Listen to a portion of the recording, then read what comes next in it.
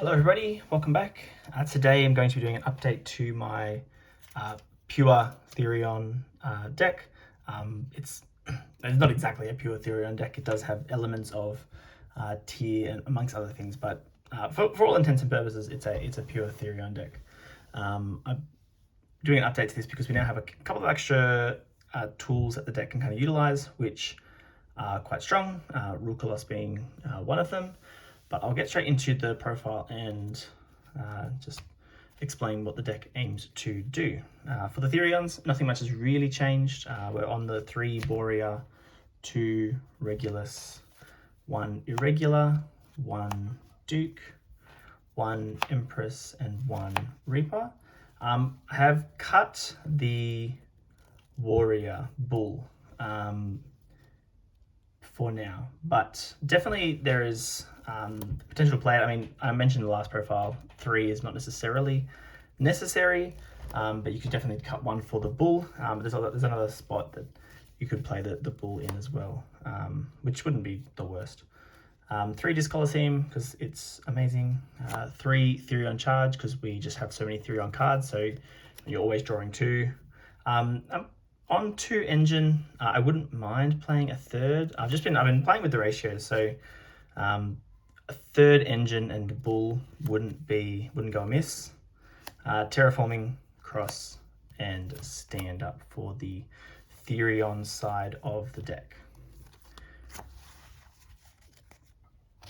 Then our normal summon is Lonefire Blossom, and if you've watched my other profile on this deck, we're planning to use Lonefire to go into Orpheus Scorpio. I'm only playing 1 now in this list. Obviously, if you draw the Orpheus, you can still do the combo plenty fine, but we want Lonefire to be the normal summon, and additional copies of Orpheus Scorpio, yes, it means you can see them more often, are essentially bricks after turn 1.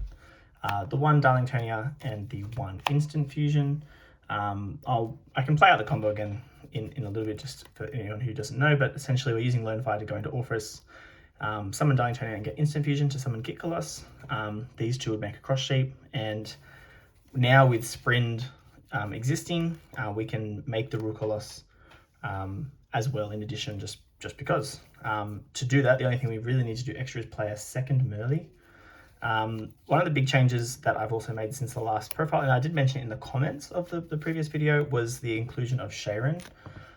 Sharon is pretty free in this deck, though if I'm being honest, it's probably one of the other flex spots. I mean, the tricky thing is that Orpheus needs to discard a monster. Sharon also needs to send a monster, and if you've already kind of utilized this portion of the deck to access this combo, there's a good chance you might not even have a monster to send to Sharon, because our monster count is actually fairly low. We're playing all of like the power Therion spells, but the Sharon, sometimes you get to a position where you can't really actually pitch a monster for Sharon, which is a problem. So potentially I would still keep 1 because we're playing 2 Merly. I mean, if you open one of the Merly, which is not unlikely, having the Sharon as just an additional search of Kitkolos is really fine. This could then be the 3rd Engine. It could be the bull. So this, I think 1 Sharon would definitely be a flex. Or you could replace this with a Havness, for example, just as another utility spot. But I mean, you'd rather be just searching Merly with Kit. That's the whole point. So I'd probably keep 1 Sharon, but this could easily be something that you take out. Additionally, the deck is 42 cards. So I mean, you could actually just take out both and call it 40 and call it a day. But I think one thing I will do is probably change the Sharon. Now that the more I'm talking about it, changing this to one of the other Therion cards is definitely something I would consider. And then the last, as far as just like the general kind of utility cards, I'm playing Pot of Prosperity because we do really want to see Lonefire, and the extra deck is something that has a lot of flex spots in it. One thing this deck doesn't really have space for is disruptive cards. In my previous build, I had space for 12. The Prosperities are kind of taking the place of those 12, so I've got space for 9. This is just a fun idea. I mean, you certainly don't need to main deck these, but I mean, Mudora and Keldo are very strong, and then on droplets, because droplets is crazy. But I mean, what you could certainly do with these 6, I mean, you could side these 6 for tier, for example, and main something like talents and something else, like bestials, for example, or you could just go 9 bestials here in this spot. The shufflers I thought are cool. I've thought about the other Ishizu cards, but the problem is with the Ishizu cards is, apart from the shufflers, there's nothing really we can mill, and I don't really want to be milling. Obviously, we can mill the Therion cards, but if we're milling our opponent's deck going first, we're going first, and we mill our opponent's deck, they actually have things that they can mill that will actually disrupt us. So it's, as much as it helps us, I think focusing on the lone fire side of things is probably more beneficial to our strategy without furthering our opponents. But if they make us mill, obviously we have the shufflers. If we hit these off of our mill 8 combo, then it's just free. Though, I mean, a lot has to go right. So, I mean, these certainly don't need to be main decked. I've just put them here because the idea is cute, but certainly I would have, you could definitely put these in the side deck. And then main bestials, main talents, anything like that. I mean, when you side deck, you can easily side out some of the tier cards for more just power cards. So I wouldn't be like adjusting the numbers here and really touching these ratios, but there's definitely engine that can be sided out, especially going second. But this was just, I've just put it in here just to show. And, you know, sometimes you draw 1 of each and it's a free extender, which is nice sometimes, but definitely droplets though. Droplets goes in this deck. It's very strong. But that's 42 cards. The extra deck, it's fairly loose, the extra deck. I mean, there's a lot of things you don't need. The Rukolos and the Kitkolos are fairly essential. Zombie Vampire is a nice card, though in this meta, obviously, with tier running everywhere, you want to be careful about when you're using this. This is the OTK package, though because we're playing a deck full of big monsters, this could be the Zeus package with Ding, Spider, Zeus. Could be good as well, but I mean, OTKs out of nowhere are also really nice. And then the rest of the extra deck is link monsters. I've definitely gone a lot lighter on the XCs monsters this time around, just because I think the links are more generically good. And playing extenders like Sharon, the shufflers as well can be extenders, so just having generic links I think goes a long way. So playing Goddess, Appaloosa, Access Code, playing this because it's funny, but this could easily be the Blackluster Soldier link. I mean, Access Code could be the Blackluster Soldier link. That card's definitely strong in this deck. Unicorn with IP, and then Sprint. Sprint is very essential now. Dark, just in this meta, Dark is pretty good as well. And Cross Sheep. The only thing to consider with Dark is that we're not actually really playing a whole heap of Darks. It would just be in certain situations. Obviously, if you're playing Bestials, then definitely the Dark would come up a lot more. But yeah, it's a pretty strong card to have. But that is the extra deck, and I will show you the combo. Okay, so here is the combo. Essentially, you just need Lone Fire or Orpheus Scorpio, and a monster that can be discarded. So, I mean, any Therion monster fills this slot. The Shufflers obviously fill this slot. Sharon fills this spot, though it won't trigger, but just a monster that can be discarded. But one thing to note is this combo does lose very easily to hand traps, but this is certainly not meta by any stretch of the imagination. But we can tribute off the Lone Fire. We can just get all of the Lone Fires out of the deck here, and then go into Orpheus. This just means that our mills are more specific. Just means we don't have to mill these. We could be milling better cards. Orpheus will activate. We'll send the monster that we have to get out of our hand, and then we will summon the Darlingtonia, which will search for the instant fusion. So that is in our hand. We link these two into Cross Sheep. We activate the instant fusion to summon the Kit Colossus. We go 1, 2, and we bring back a Lone Fire Blossom. Then the Kit Colossus will resolve, and it will grab us Merly.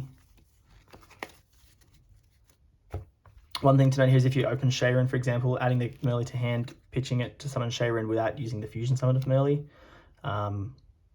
is pretty good too. I mean, it's just a free mill 3 at that point, so you get to mill extra cards. But then what we're going to do is we're going to do the Kit Merly to mill 8. So the deck is not shuffled, but essentially, you know, we're going to mill 8 cards. That's 1, 2, 3, 4, 5, 6, 7, 8. There we go, off the bottom, all the shufflers. But this, you know, we have so many cards that are good to mill. So like all of the Therions, spells, traps, whatever, monsters, they're all happily to be in the graveyard, because if we have Engine, Engine can also add them back. So we mill 8. And then from here, we're going to leave the Lone Fire here for now, but we can go Cross Sheep and Merly into Sprind.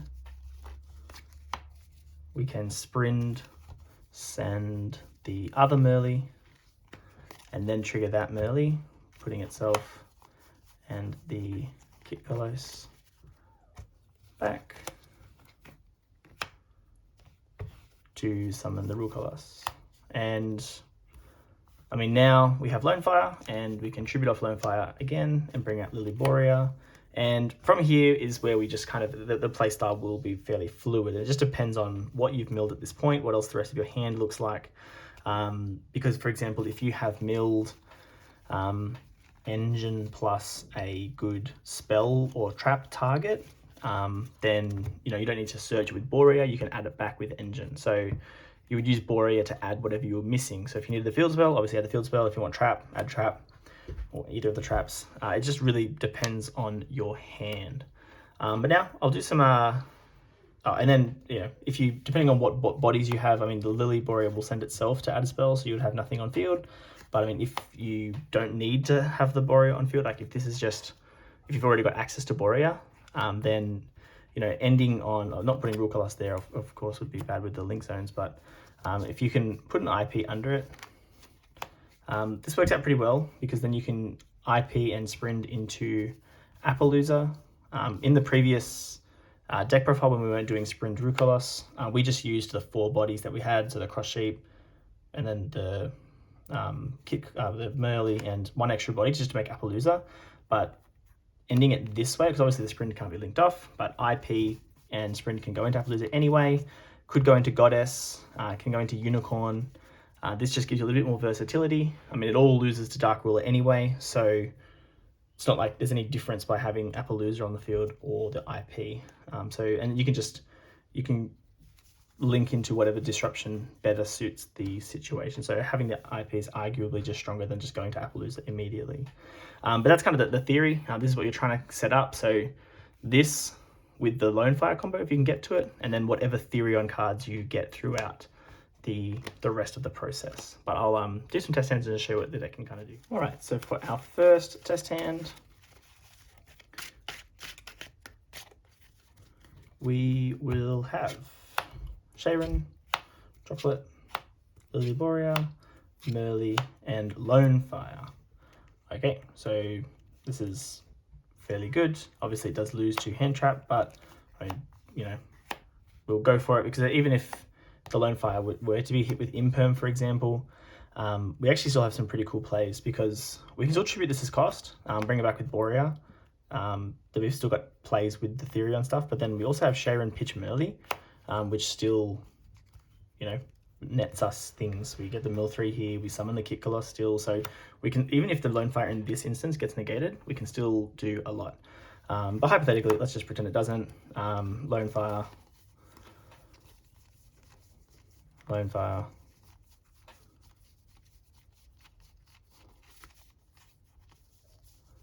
missing a Lone Fire, there it is, Lone Fire into Orpheus.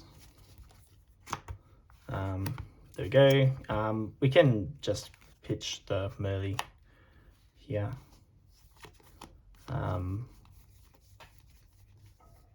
Orpheus into Darlington. Actually, probably we'll pitch them early. It's probably more consistent to ditch the Borea, because then we still have that guaranteed play with Sharon and Merly. But I mean, again, they've probably hand chopped us already if they're going to. But we'll grab Instant Fusion. Turn these into Cross Sheep. Then activate Instant Fusion. Summon Kit Kolos. Kit and Cross Sheep. Bring back Lone Fire. We can just search for another Sharon. We can trigger another fusion summon, but I mean, we don't really have anything to fusion into. Because the extra is kind of fluid, I mean, you could, but I mean, like I said, the two Shayrins kind of, I personally think is probably a little bit awkward. We'll do Kikolos Merly, so summon send, mill 8. So we've got Irregular, Discolosseum, Regulus, Mudora, System, Borea, Keldo, and Empress. So, I mean, look, these mills are crazy. So, obviously, 2 Shufflers is amazing against a lot of decks. And then we've got Engine plus a lot of Therion. So, we've got our choice of what we want to add back if we want to do that, which is quite nice. We'll go Cross Sheet Merly into the Sprint. We will use the Sprint to send the other Merly, trigger the Merly to fusion summon, putting itself back alongside the Kikolos, and summon the Rukolos. Okay,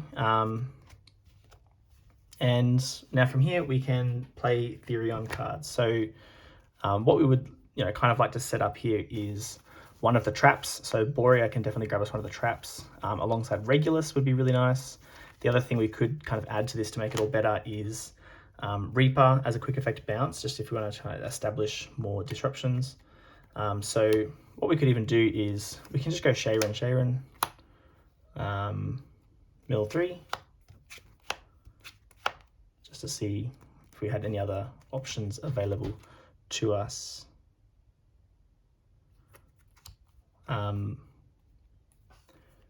Now we probably don't need to use the Lone Fire to get Borea out, and we're out of Boreas anyway, so the Lone Fire is just a body now. So I mean, this is just going to represent IP Masquerena, and we can just do that. If you were playing a heavier Shizu engine, you could easily put a rank 4 into this as well. But from here, what we will do is use engine. We'll grab back Discolosseum. We'll activate Discolosseum. We will grab Reaper, just as another source of disruption. I really like Reaper equipping Borea.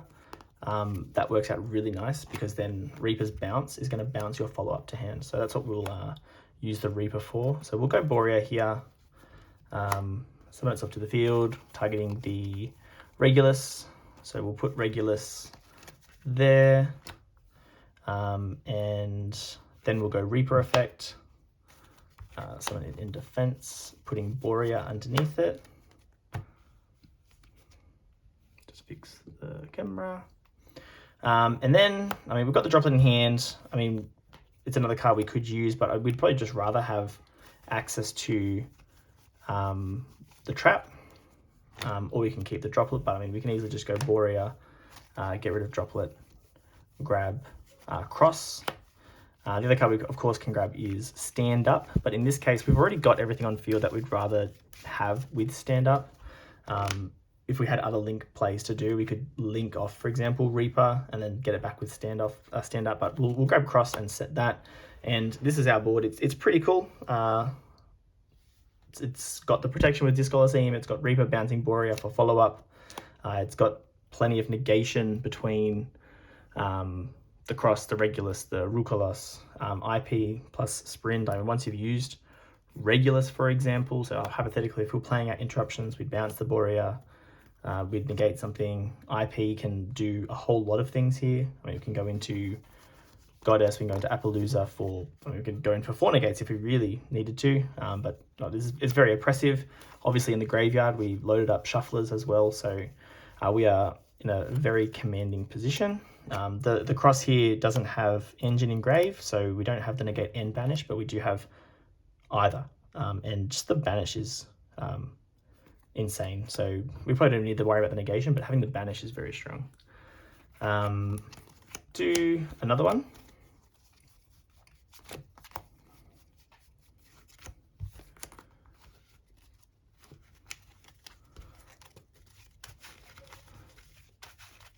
So yes, it loses the hand traps, but it does also have the capabilities to kind of protect that lone fire as well. Sometimes you can set up Regulus on field before doing anything with lone fire. Like opening Regulus plus Engine, for example, gets there as well. We have Prosperity, Sharon, Engine, Keldo, and Disc Coliseum. Okay, so here, I mean, just looking at this, Disc Coliseum and Engine represents protection for lone fire, because what we could do is we'll activate Disc Coliseum here. We'll grab Regulus. We don't even have the lone fire, but we're hoping that Prosperity might find it. We'll activate Engine. We'll put Borea in the graveyard, just because Borea would represent also further plays as well. Now we're going to go Regulus equip Borea. So even if we want to go Regulus get rid of Borea, we still have the Regulus as a negation. But now the rest of this is fairly free. So we'll go Prosperity. We'll banish 6. So we'll get rid of Zombie Vampire. We can get rid of the OTK package here. What's that for? World Gears and Dark. It's an easy 6. I mean, the extra deck is not super necessary. Really, if we see a lone fire, we're pretty happy. 5, 6, we did not see a lone fire. So we will have to adapt. We'll probably grab the Empress here. Put the rest back. A little unfortunate, but it is what it is.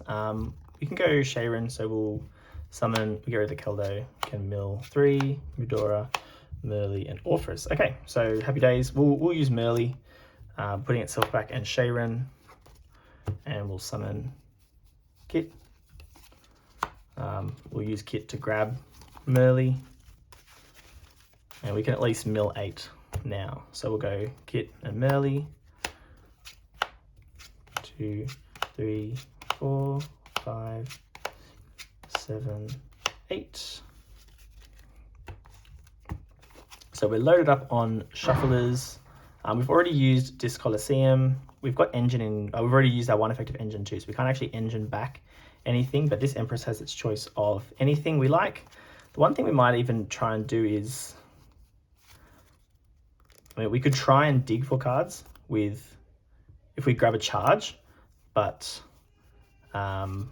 we run the risk of not really having anything to grab there. So we'll send the Borea off, and we've already used Disc Coliseum as well. So we could just grab Trap as one play. So grabbing Trap and just setting it and having negate Trap, Alacia, bring back a guy, link 2 for IP. Not the strongest. I mean, it's a safer play, but I mean, look, we'll grab Charge and just see what Charge draws us into, just to see. So we'll Charge, get rid of the Alacia, or what we could even do is summon the Alacia. So we'll do the Alacia play here, just so we actually still not just losing the resource. We'll bring back the Duke there, and then we'll charge away Duke to draw 2. So we set Droplet. We can turn these into IP Masquerena, and yeah, it's setting Droplet. It's not the strongest there, but yeah, it is what it is. We do have the shuffles in graveyard still, so I mean, it's not like we're all out of things, but it definitely not as strong as the first test hand. But otherwise, the deck is a lot of fun to play. It's again, certainly not a meta contender or anything like that, but definitely a fun deck to take to locals if you're looking to try something new. But otherwise, thank you for watching, and we'll catch you in the next one.